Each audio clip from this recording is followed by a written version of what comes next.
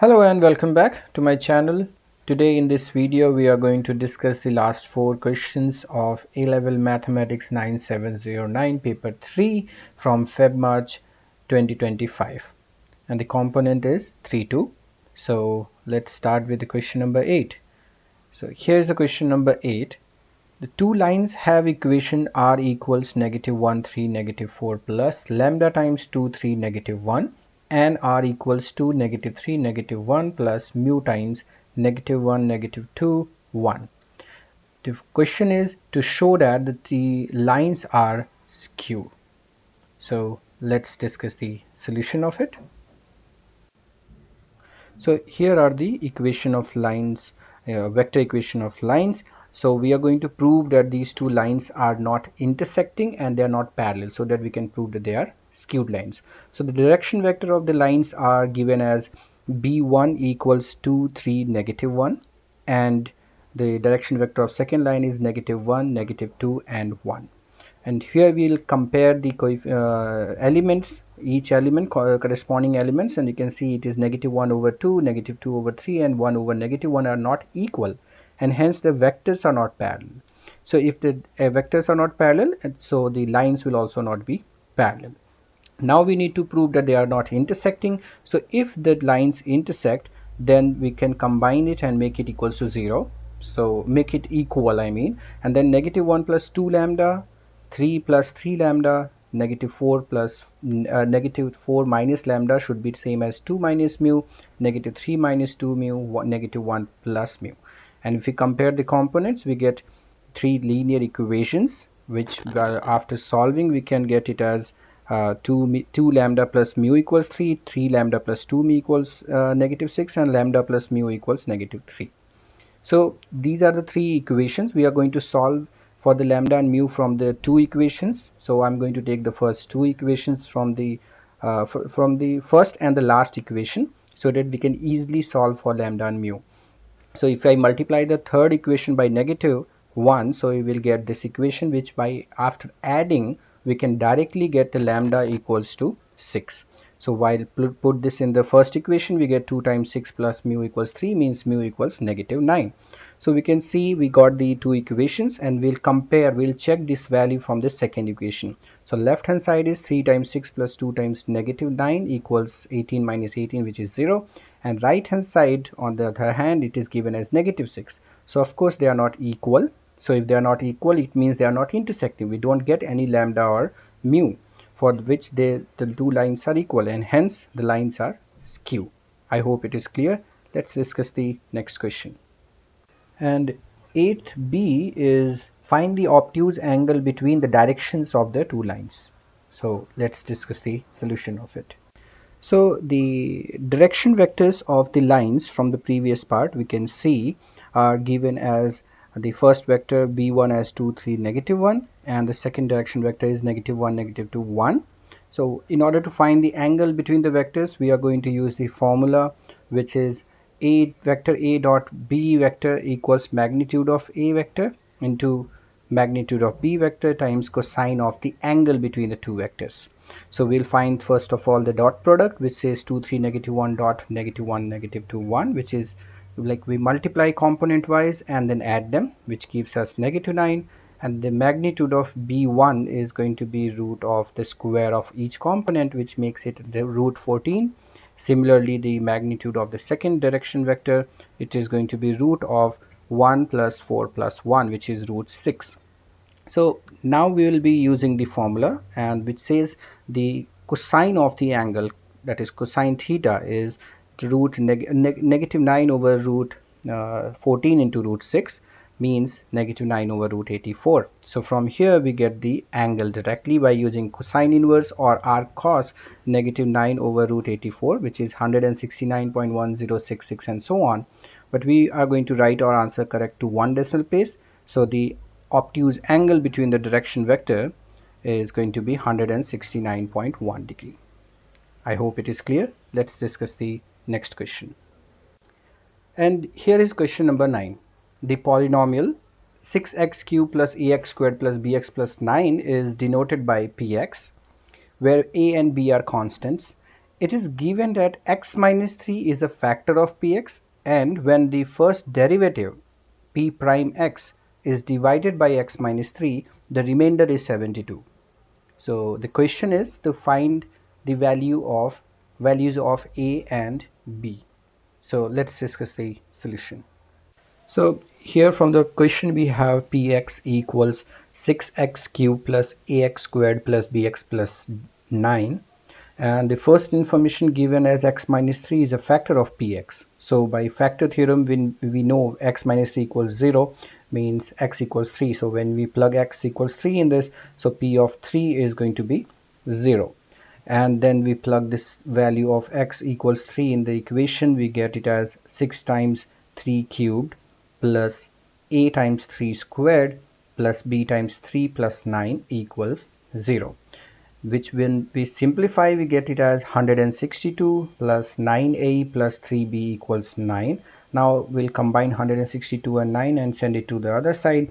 We get 9a plus 3b equals negative 171, and we can see every number is divisible by 3, so it is going to be 3a plus b equals negative 57, and we take it as equation number 1.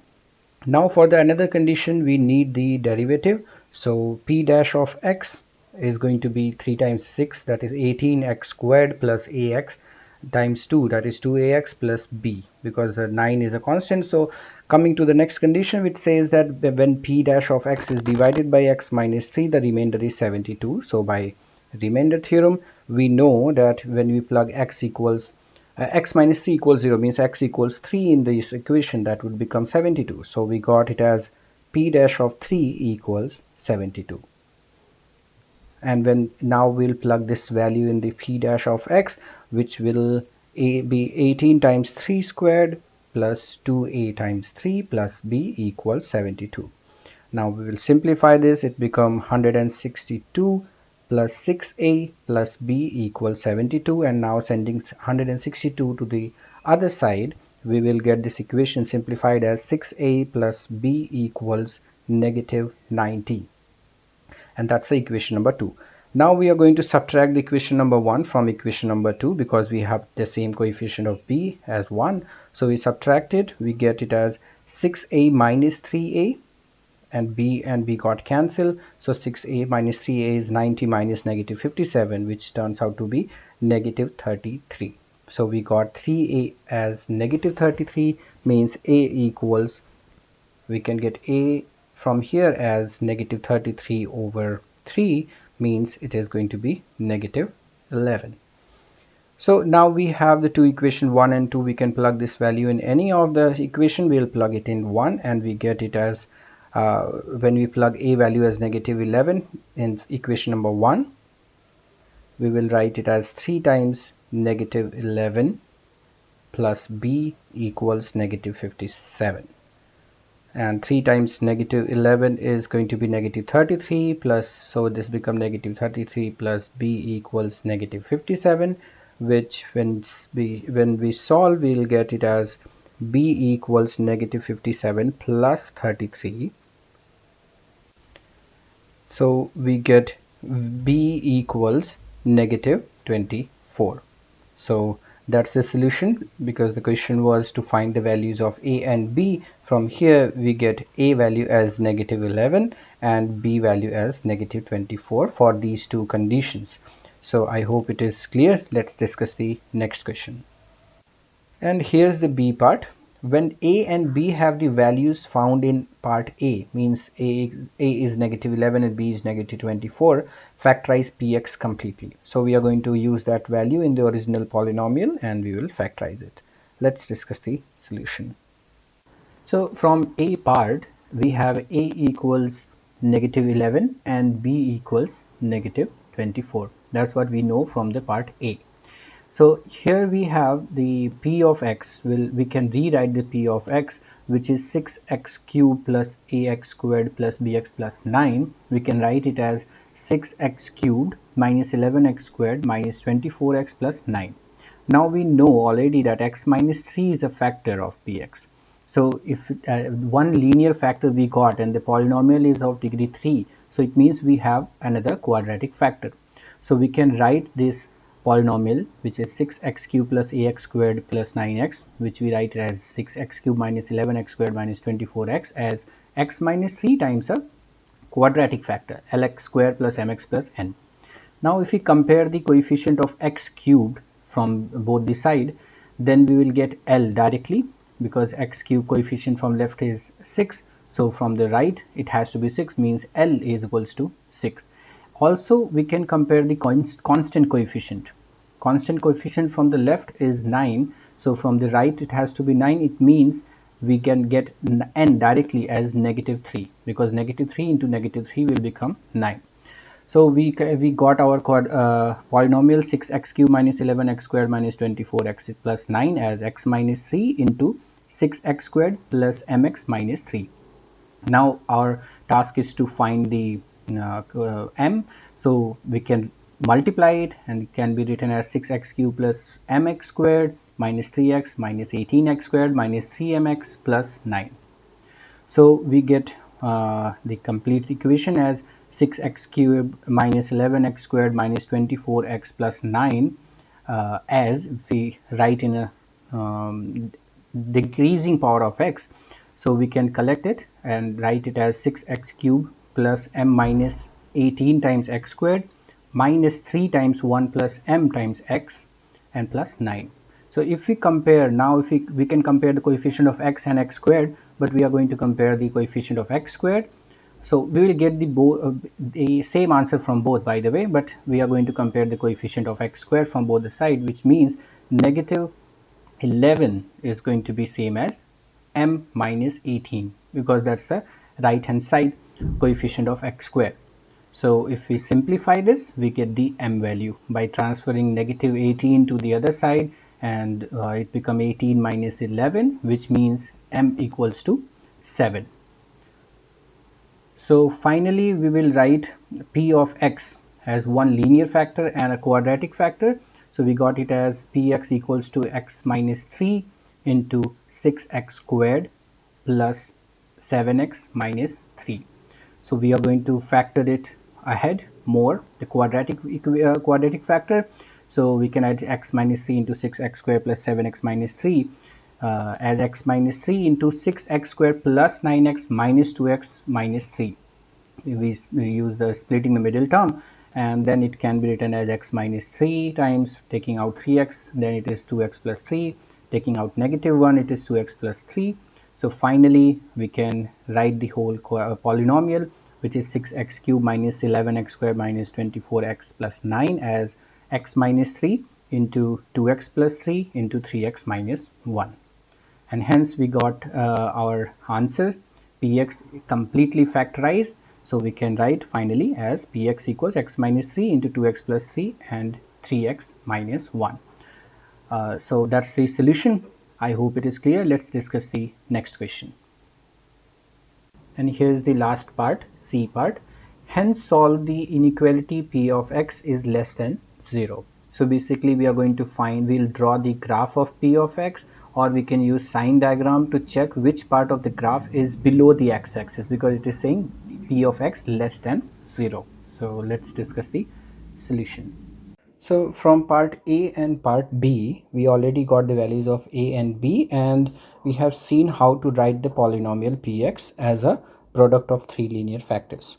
So we got it as x minus 3, 2x plus 3 into 3x minus 1. So from where we can get the root zeros of the polynomial, which are going to be negative 3 over 2, 1 over 3 and 3 in order.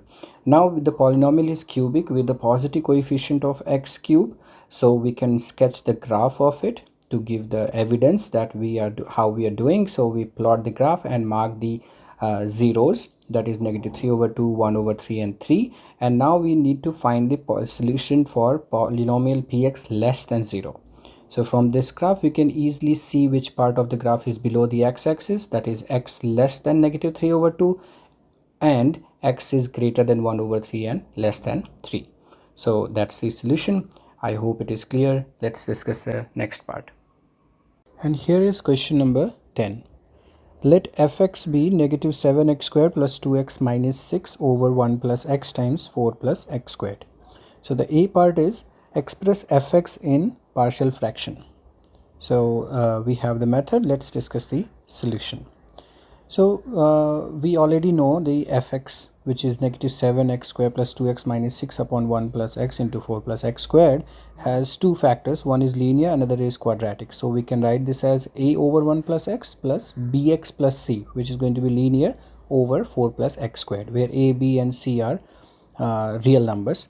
So the process says we need to divide both the sides by the denominator of left hand side, which is 1 plus x into 4 plus x squared. So we will get from here as negative 7x squared plus 2x minus 7 from the left hand side equals a times 4 plus x squared plus bx plus c times 1 plus x. And this is true for all the values of x. So we can take any values. We will make the second term 0. For that we will plug x as negative 1, because 1 plus x is 0. So x is negative 1. We'll plug this in this equation. So from the left hand side we are going to get 7 times negative 1 square plus 2 times negative 1 minus 6 equals a times 4 plus negative 1 square plus b times negative 1 plus c times 0. So any which way the second term becomes 0, and we will simplify. This is going to be negative 7 minus 2 minus 6 equals a times 4 plus 1 5, 5a, and the second term is 0. And now 7 to 6 become 9 plus 6 15, negative 15 equals 5a. So we are going to get the a value from here by making the second term equals to 0, and from here we got a value as negative 3.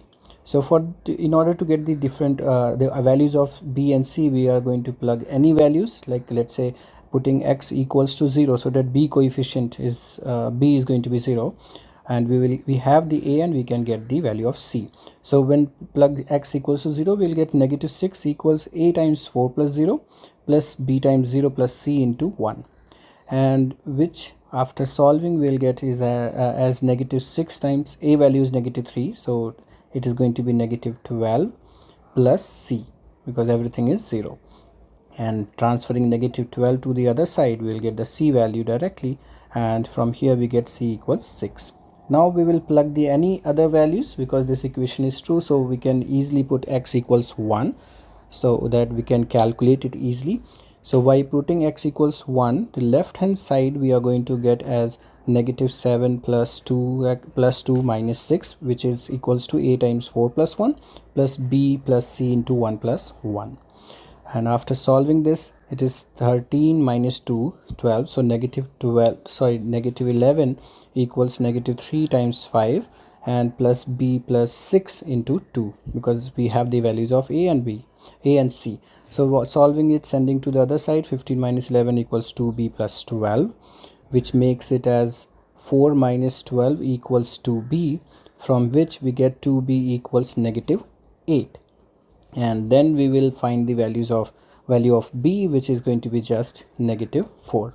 We got a, b and c, and then we can plug it in the original equation. We got our final answer as fx equals a, which is negative negative 3 over 1 plus x plus negative 4x plus 6 upon 4 plus x squared. So that's the answer. I hope it is clear. Let's discuss the next question. And here is b part.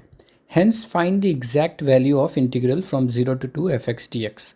Give your answer in the form a pi minus ln b, where a and b are constants. So let's discuss the solution. So from part A, we have the partial fraction of fx. So we are going to rewrite this fx, because the question also says that hence find the exact value. So we'll write it as negative 3 over 1 plus x plus negative 4x plus 6 over 4 plus x squared. So to integrate it from 0 to 2 fx dx, we can write this as the integration of these two different part. So integration from 0 to 2 negative 3 over 1 plus x, and the integration of negative 4x plus 6 over 4 plus x squared. Now we will split it a little bit more, as 0 to 2 negative 3 over 1 plus x, then negative 4x over 4 plus x squared plus 6 over 4 plus x squared. Now we will write in a format so that we can find the integration of individual part easily. So we can write negative 3 times 1 over x integration, then integration of negative 2 times 2x over 4 plus x squared, and 6 times 1 over 2 squared plus x squared. From here we can directly write the integration of each part. and we know the integration of the first part, which is integration of 1 over 1 plus x, is just ln 1 plus x, and the second part would be done by the integration by substitution. So we can take the denominator as 4 plus x squared as u, and we can directly write, because the derivative is present in the numerator, as ln 4 plus x squared. And for the third part, it is integration of 1 over a squared plus x squared type. So we can write their integration as half 1 over 2 tan inverse x over 2. So from here we plug these values here in the definite integral to get the answer as negative 3 times ln 1 plus x from 0 to 2, negative 2 times ln 4 plus x 0 to 2, and 6 of half times tan inverse x over 2 0 to 2. And then we'll plug the upper limit and lower limit, and you can simplify it as negative 3 times ln 3 minus ln 1, negative 2 times ln 8 minus ln 4, plus 6 times half tan inverse 1 minus half tan inverse 0.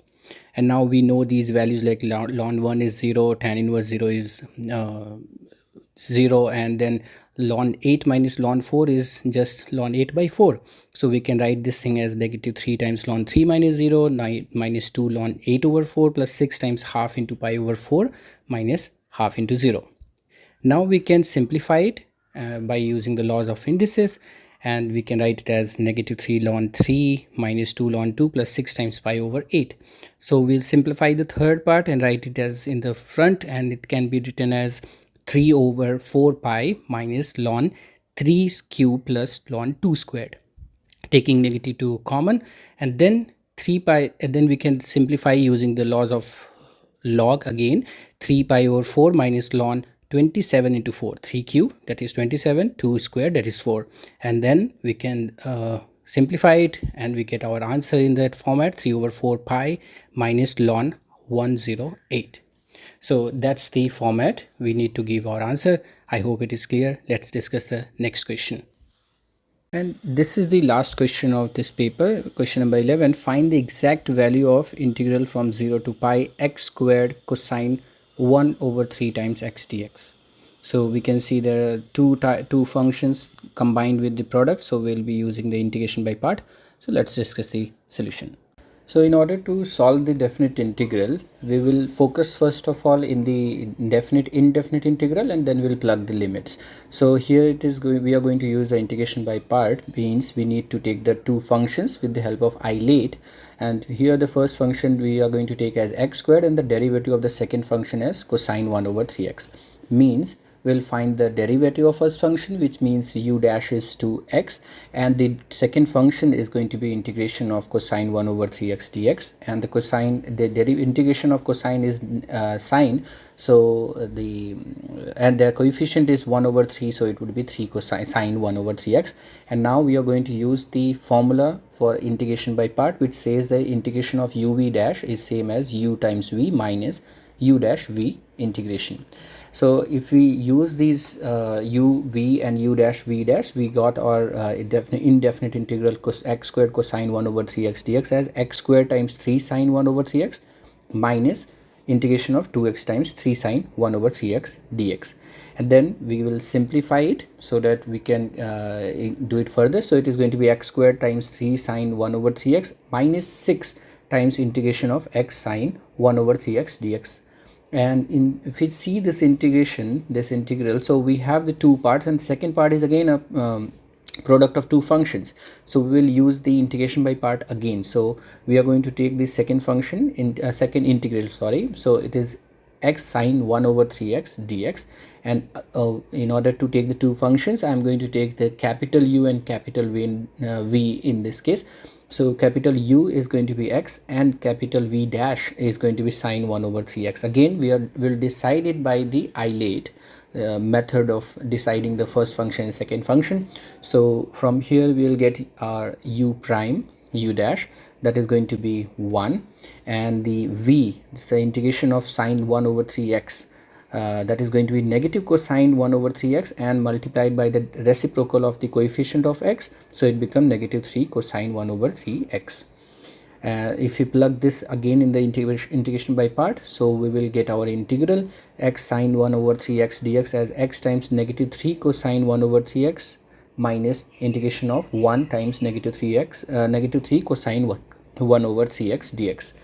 So if we'll simplify this, we will write it in a more simplest form, which is going to be negative 3x cosine 1 over 3x plus 3 times integration of cosine 1 over 3x dx. And here we have the integral of cosine, which is of course just sine, and the coefficient of x is 1 over 3, so we'll multiply by the reciprocal of it, and we got the integral of x sine 1 over 3x dx. So we get it as negative 3x cosine 1 over 3x plus 9 times sine 1 over 3x. We multiplied 3 with 3 here, which is the coefficient of 1 x. And from here, if we include this in equation 1, we will get our initial integral, which is integration of x squared cosine 1 over 3x dx.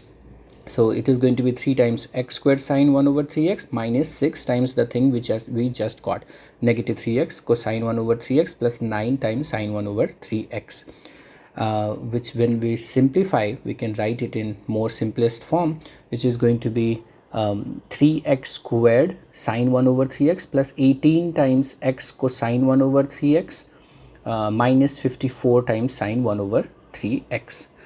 We multiplied with negative 6 inside the bracket, and now we'll solve for the definite integral, which is integration from 0 to pi x squared cosine 1 over 3x dx. So it is going to be the whole expression from with the limit 0 to pi, and then we'll plug the upper limit, and then we'll subtract by plugging the lower limit. So if we plug the upper limit, it is going to be 3 pi squared sine 1 over 3 pi plus 18 pi cosine 1 over 3 pi minus 54 sine 1 over 3 pi minus x. These three terms, first two terms have x, so it is going to be 0 straightforward, and sine x is also 0. So the second, with the lower limit, it is going to be 0. So we will simplify with the help of sine pi over 3 and cosine pi over 3. Which is root 3 over 2 and half respectively. So we got 3 pi squared root 3 over 2 plus 18 pi into half minus 54 into root 3 over 2. So now we will simplify and write our answer, final answer. So we can get this as 3 root 3 over 2 times pi squared plus 18 by 2. So 9 pi minus 27 root 3. 54 divided by 2, that is 27. So that's the final answer in the exact form. That is it for this video. Thank you so much.